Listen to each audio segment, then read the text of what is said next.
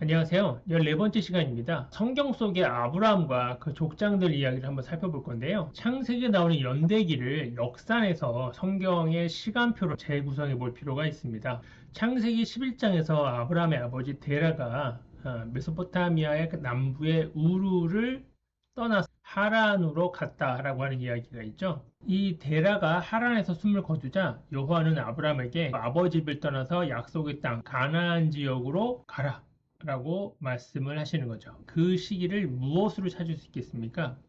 성경에서 연대를 알 수 있는 가장 중요한 구절은 열왕기상 6장 1절입니다. 여기에 보면 솔로몬 왕이 이스라엘 왕이 된 지 출애굽한 지 480년 만에 성전 건축을 시작했다라고 얘기를 합니다.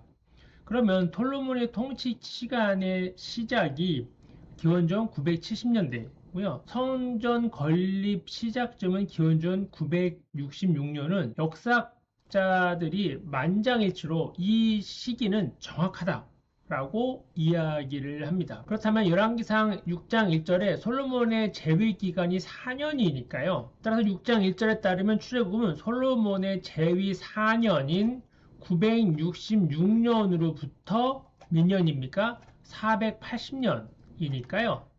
정확히 1446년이 출애굽이 됩니다. 연대를 거꾸로 계산을 해보면 기원전 966년에 성전 건축이 시작이 되고요. 이것으로부터 480년 전이라고 했으니까요. 1446년이 출애굽이 시작이 된 겁니다. 또한 이스라엘 자손이 이집트에서 430년을 거주했다고 출애굽기 12장 40절에 나옵니다. 따라서 야곱이 이집트에 들어간 것은 1876년이 됩니다. 그리고 창세기 47장 9절에 보면 야곱이 바로에게 이르되 내 나그네 길의 세월이 130년입니다 라고 얘기를 하거든요. 그렇다면 야곱은 130살이 되던 해에 이집트에 들어갔으니 그의 출생연대는 1876년에서 130살을 더해서 2006년이 되겠습니다. 야곱이 2006년에 태어났을 때 아버지 이삭은 60살이었죠. 창세기 26장 26절을 보면 그 이름을 야곱이라 하며 리브가가 그들을 낳을 때 이삭이 60세였더라 라고 얘기를 합니다. 그러니까 이삭은 2066년에 태어난 거예요. 그런 식으로 다 계산을 해봅니다. 그러면 야곱은 기원전 2006년 그리고 이삭은 기원전 2066년 아브라함은 약속의 아들을 얻은 나이가 100세라고 성경이 얘기를 하거든요. 1166년이 되겠죠. 그리고 아브라함이 하란을 떠났던 나이가 성경에 보면 75세라고 되어 있습니다.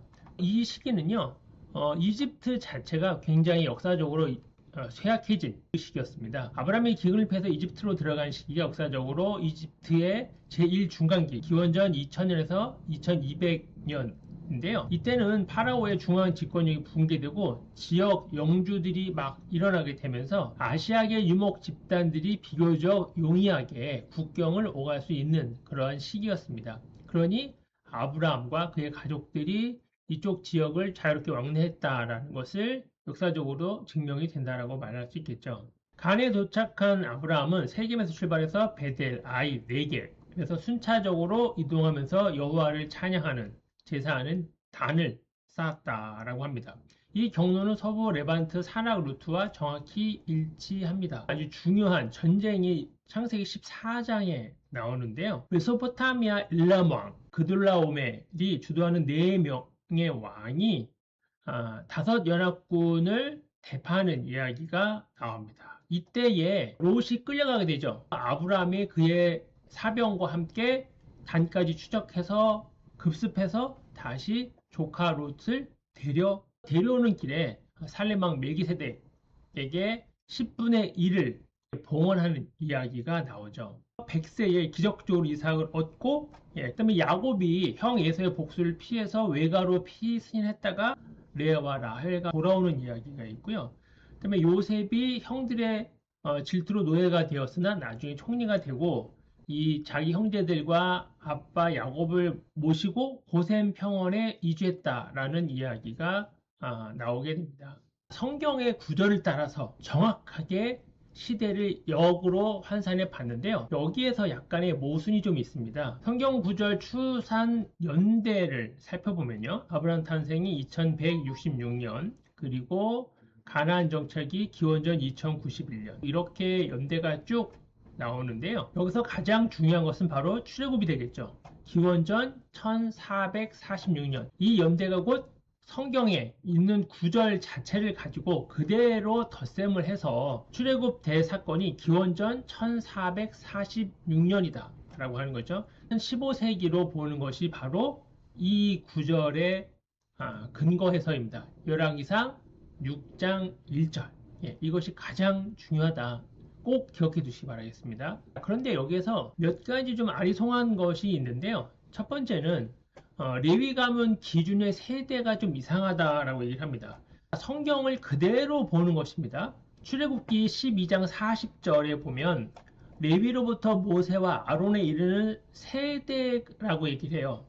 세대가 무려 143년이나 나옵니다. 신명기 34장 7절에 따르면 모세는 120세에 죽었습니다. 한 세대가 무려 143년이에요. 보통 한 세대는 30년, 40년이잖아요. 부모가 30살, 늦어도 한 40살쯤에 자녀를 낳으니까 그것이 한 세대를 보통 30년, 40년으로 보는데 성경에 따르면 단 세 세대가 무려 430년을 체류했다고 나오거든요. 이집트 안에서. 그렇다고 하면 한 세대가 143년이나 돼요. 좀 이상하다라고 말할 수 있겠죠. 무리를 해서 그래 143년이 한 세대다라고 말할 수 있습니다. 그런데 모세와 같이 활약했던 여호수아가 레위의 동생인 요셉의 12대 손이었다라고 역대상 7장 20절에서 27절에 이야기를 하거든요. 그렇게 보면 모세보다 무려 8세대가 늦은 여호수아가 모세와 같이 활동을 했다는 거예요.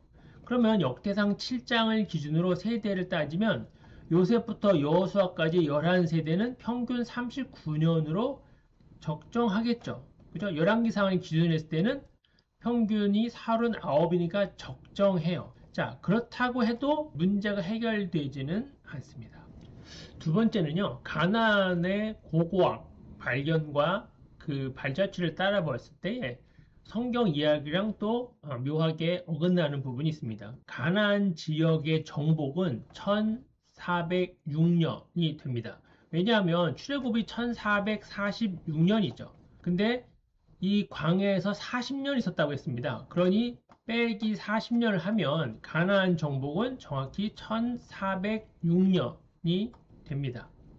1406년에 과연 이 지역, 가나안 지역에서 대규모 전쟁의 흔적을 발견할 수 있느냐, 또는 장정만 60만이라고 했잖아요. 그럼 60만 명이 움직였던, 그들이 그곳에서 먹고 텐트를 치고 했었을 텐데 대규모의 어떤 이동의 흔적이 별로 찾을 수가 없다라는 것이 의문이 듭니다.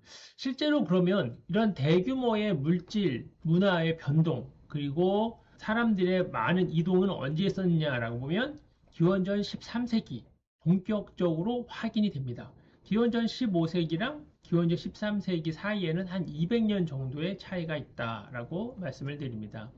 또 하나는요, 창세기 14장에서 그들라오멜이나 아무라벨과 같은 동방의 네 왕과 함께 전쟁을 벌였다라는 이야기가 있잖아요.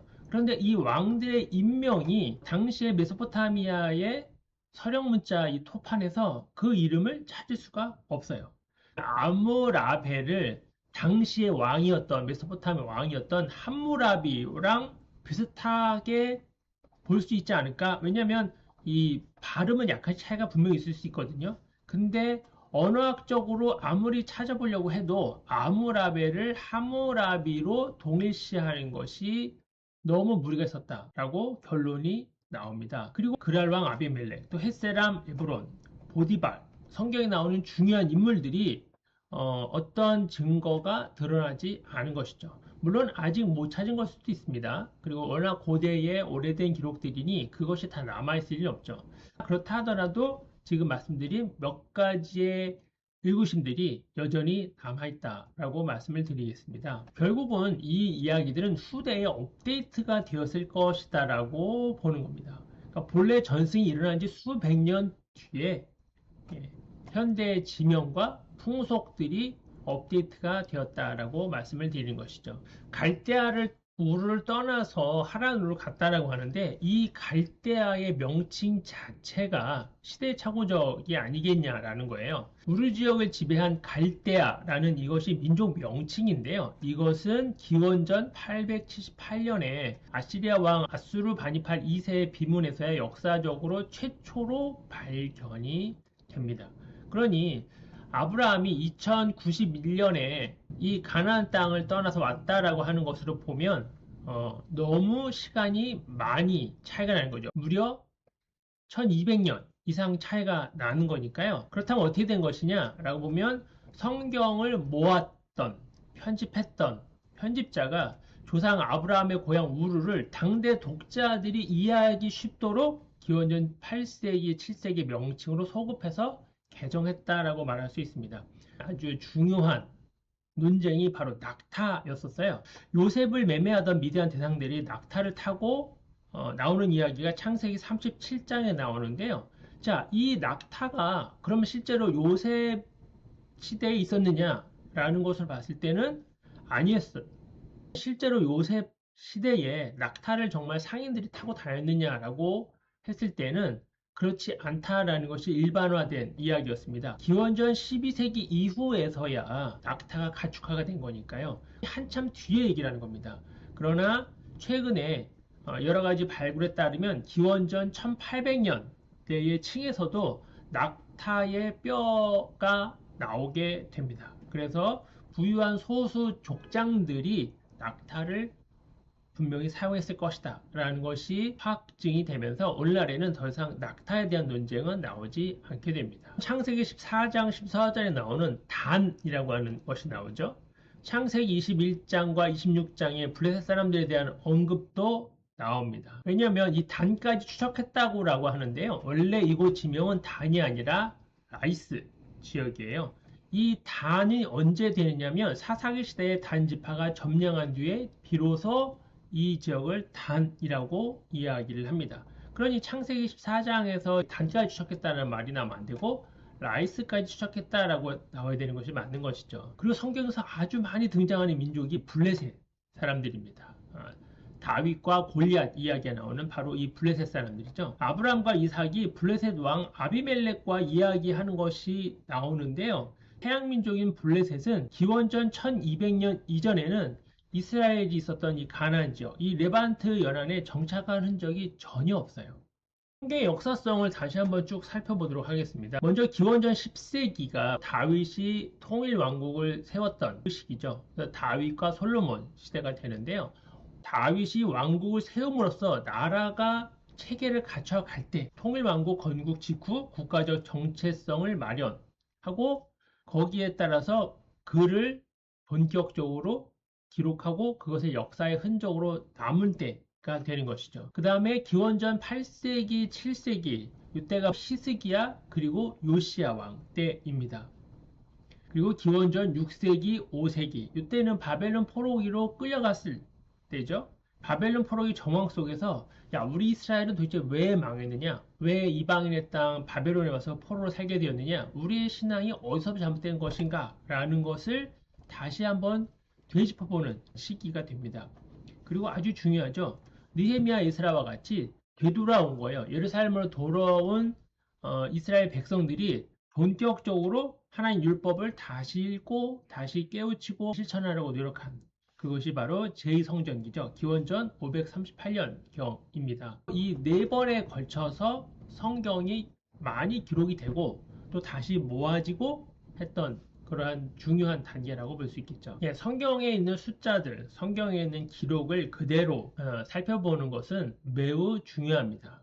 또한 성경에서 이야기하고 있는 이야기와 그 당시에 실제 있었던 역사를 다시 한번 비교해 보는 것도 또 중요하죠. 몇 번에 걸친 중요한 역사적 전환 시기에 업데이트 되었던 그들의 신앙을 아브라함, 이삭, 야곱으로 이어지는 그런 중요한 순간의 사건들을 통해서 그들이 더욱더 야훼 하나님께 가까이 가려고 했다 하는 것을 알 수 있게 됩니다.